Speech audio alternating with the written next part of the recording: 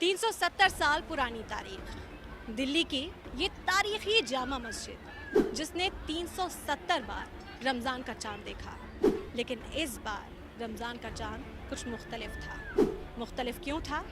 क्योंकि इस शेर के ज़रिए समझिए, कभी साथ मिलकर होती थी ईद भी दिवाली भी, पर अब हालत यह है कि डर डर कर गले मिलते हैं। ऐसा क्यों कह रहे हैं? क्योंकि हिंदुस्तान की जो खूबसूरती है, कुछ फ़िरका बनाना ताकतें इस खूबसूरती पर तोहमत लगाने की कोशिश करती हैं।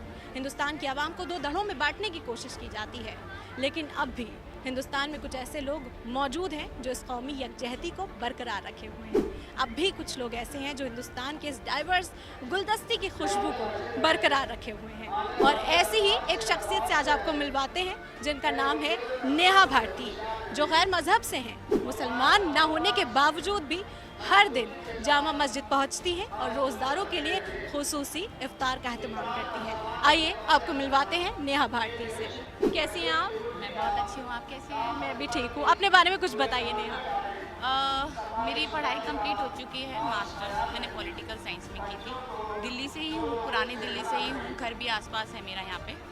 और कोशिश करती हूँ कि पहली आवाज़, चाहे हम पहली आवाज़ हो, दूसरी हो, कोई भी हो, तो मोहब्बत के लिए आवाज़ निकलनी चाहिए। जो नफ़रतें फैल चुकी हैं, बहुत टाइम से हम देख रहे हैं, नफ़रतें बहुत ज़्यादा हैं। उन्हीं नफ़रतों को ख़त्म करने के लिए मैं पिछली बार भी जामा मस्जिद पे आई थी, और इस बार भी हमने पूरा 30 दिन का चैलेंज लिया है कि 30 दिन में से एक भी दिन हम मिस नहीं करेंगे। और मैं नॉन मुस्लिम हूँ, मैं मुस्लिम नहीं हूँ, बट ये दिखाने के लिए कि मोहब्बतें ज़िंदा हैं, हम अलग नहीं हैं।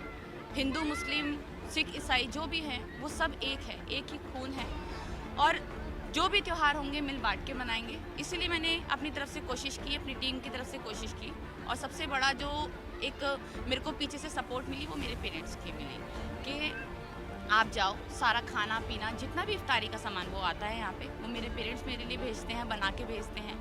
सब कुछ आप मैंने वीडियोस में शेयर की है, सब कुछ मेरे पेरेंट्स मेरे साथ कराते हैं। तो उसी लिए मैं यहाँ पे जुटती हूँ और कोशिश करती हूँ कि जितनी अच्छी चीज़ें मुझसे, रोज़ अलग अलग चीज़ें मुझसे हो सके, उससे मैं यहाँ पर आऊँ और अपने मुस्लिम भाई बहनों का इफ्तार कराऊँ। बिल्कुल नेहा, आप जो काम कर रही हैं इस वक्त मुल्क में मुआशरे के जिस तरह के हालात हैं, हिंदू मुस्लिम यकजहती को फ़रोग़ देना एक तरह से कहा जाए, काबिल तारीफ़ है, काबिल सताइश है। इसी वजह से हम पहुँचे और हम देख रहे हैं कि आप मुसलसल पहुँचती हैं। मुस्तकिल रमज़ान के इतने रोज़े बीत गए हैं, हर रोज़ कैसे आपका निज़ाम रहता है, क्या आपका स्केड्यूल रहता है कि आपको यहाँ पहुँचना है, रोज़दारों के लिए इफ्तार का एहतमाम करना है, क्या मोटिवेशन है जो आपको जारी रखता है? देखिए, सबसे पहले तो सुबह उठना, फिर उसके बाद सारी चीज़ें मैनेज करना। मेरा घर बहुत बड़ा नहीं है, छोटा सा घर है, तो वहीं पे अपने घर पे ही पापा मम्मी ने भगोना वगैरह, चूल्हा वगैरह सब खरीद के लेकर आ रखा है, क्योंकि सामान ज़्यादा बनता है तो घर में ही लगाते हैं, घर में ही बनाते हैं सब कुछ। फिर उसके बाद पूरी टीम को तैयार करना कि कैसे कैसे होगा, उनको पैक करना। पूरी टीम मेरी घर में आती है पैक करा के,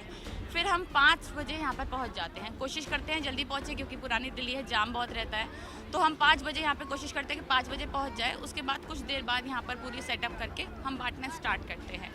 बाकी घर पे जैसे पकोड़े हो गए, हम जैसे पकोड़े बनाते हैं, फ्रूट्स हम मंडियों से ख़रीदते हैं, पकोड़ों के लिए सब्जियां मंडी से ख़रीदते हैं, फिर उनको घर में लाते हैं।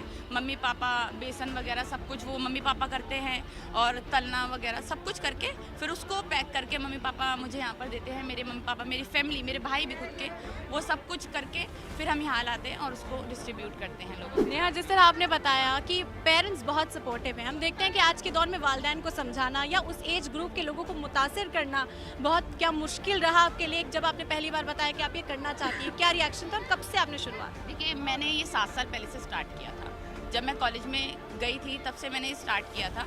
मेरा एनजीओ नहीं था, कुछ भी नहीं था, तो बस एक ये होता था कि कोई भी जा रहा है उसको कुछ खाना खिला दिया, अपने पास से जो भी है, जैसे एक बिस्किट भी पड़ा है तो उसको दे दिया। फिर जो उसके चेहरे की खुशी होती थी वो देखने लायक होती थी। तो पेरेंट्स को बोलने की ज़रूरत मुझे कभी पड़ी ही नहीं, मनाने की ज़रूरत कभी पड़ी ही नहीं, क्योंकि उनका एक सपना रहा कि हमारी बेटी ऐसी बने, तो उन्होंने मेरे को पूरा सपोर्ट किया। जैसे ही मैंने, और ऐसा नहीं है कि मैं बहुत हम अमीर फैमिली से है, जैसे यहाँ पर सब लोग आते हैं वैसी ही फैमिली से, मिडिल क्लास फैमिली से मैं बिलोंग करती हूँ, बहुत ज़्यादा ऐसा नहीं है।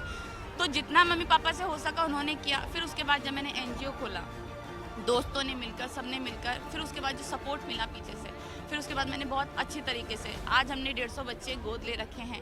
उनका खाना पीना, पढ़ाई वगैरह सब कुछ मेरे तरफ से होता है, एनजीओ की तरफ से होता है। और ऐसा नहीं, मेरी तरफ से बहुत लोग हैं जो ऊपर से फरिश्ते बनकर आते हैं, वो लोग हमारी मदद करते हैं, हम आगे पहुँचाते हैं वो मदद। तो इसी तरह से ये मदद, ये जो लाइन है ये बनी हुई है। और मैं चाहती हूँ, मैं ही नहीं, यहाँ पे जितने भी लोग आते हैं जो मुझे देख रहे हैं, या सोशल मीडिया पे या आपके चैनल के सहारे मुझे देख रहे हैं, वो लोग भी इस तरह के कदम बढ़ाएं। क्योंकि नफ़रतें ख़त्म करना, मुझे लगता है कि मुल्क जब बर्बाद होता है जब नफ़रतें बहुत ज़्यादा बढ़ जाती हैं। जितने भी देश में आज तक नफ़रतें बढ़ी हैं वो मुल्क बर्बाद हो गए हैं। तो नफ़रतों को ख़त्म करने के लिए आपको ये हिंदू मुसलमान, ये धर्म जात सब कुछ भूल कर अपना एक कदम आगे बढ़ाना पड़ेगा, जैसे मैंने बढ़ाया, जैसे मेरे पेरेंट्स ने बढ़ाया। मैं आपके चैनल के माध्यम से कहना चाहूँगी कि सब इस तरह के कदम आगे बढ़ाएं। मुसलमान हिंदुओं के लिए करें, हिंदू मुसलमानों के लिए करें, जितने भी धर्म हैं सबके लिए करें, ताकि उससे नफ़रतें ख़त्म हो सके। और जो भाईचारा है, जो हमारा एक बेहतरीन सा, बहुत प्यारा सा देश था हमारा भारत, वो दोबारा बन सके। क्योंकि नफ़रतें बहुत ज़्यादा हैं, उसी को ख़त्म करने के लिए मैं कोशिश करती हूँ कि लगातार इफ्तार कराऊँ। और आज भी मैं आई हूँ, आज भी अलग अलग रोज़ अलग अलग चीज़ें लेकर आते हैं, तो आज मैं जुटी हूँ यहाँ पे। बिल्कुल, एक छोटी सी पहल आपने शुरू की थी, लेकिन आज काफिला बन गया। आज कितने लोग इस पहल के साथ जुड़े हैं, काबिल सताइश है। आपकी जितनी तारीफ की जाए उतनी कम है। तो नेहा का जो सफ़र है उसकी झलकियाँ भी आपको दिखाएंगे कि किस तरह से जामा मस्जिद पहुँचकर इफ्तार का एहतमाम किया जाता है।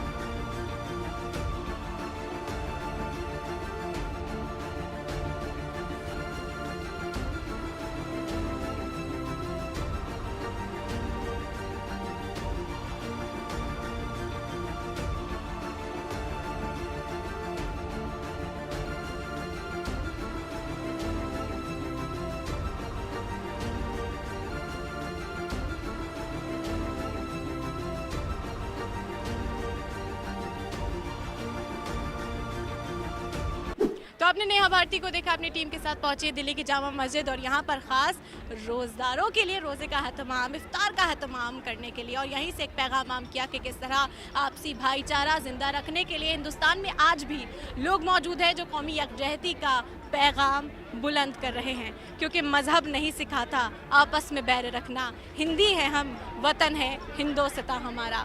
तो ये पैगाम नहीं, ये एक लाइन, ये एक मैसेज नहीं है, बल्कि एक बड़ी जिम्मेदारी है जो आज के दौर में हम सबको अदा करनी है। दिल्ली की जामा मस्जिद से सलाम टीवी के लिए मैं रम खान।